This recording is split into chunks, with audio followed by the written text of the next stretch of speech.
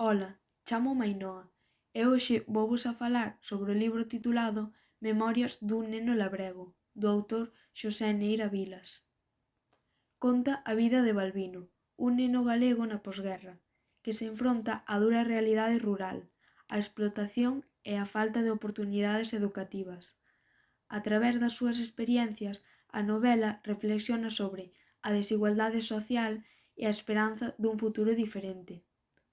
A pesar da súa orixe, a súa vida está chea de aventuras, xa que afronta vivencias que documenta no seu caderno. Balbino é valente, aventureiro e astuto, reflexionando sobre o mundo desde a perspectiva dun labrego. O seu irmán Miguel emigrou a América en busca de traballo, igual que o seu mellor amigo Lelo.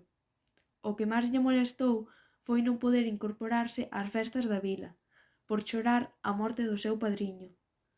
Con ganas de saír, un día escapou para sumarse á celebración, pero súa nai obrigáballe a asistir á misa todos os domingos, cousa que a el non lle gustaba para nada.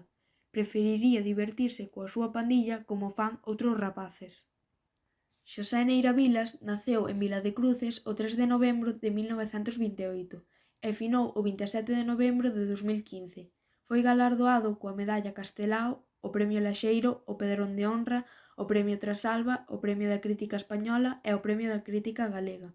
Con 50 obras fixo de Memorias dun neno labrego a publicación máis vendida e traducida do sistema literario galego. Outros títulos seus son Camiño pretemoso, Remuíño de sombras e moitos máis.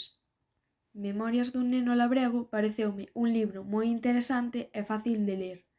Na miña opinión é unha obra que todo galego debería ler, xa que é moi importante para a literatura galega. Ademais, é un libro que trata un tema do que non se adoita falar: a vida dos nenos pobres que, ademais de traballar, axudan na casa a seus pais.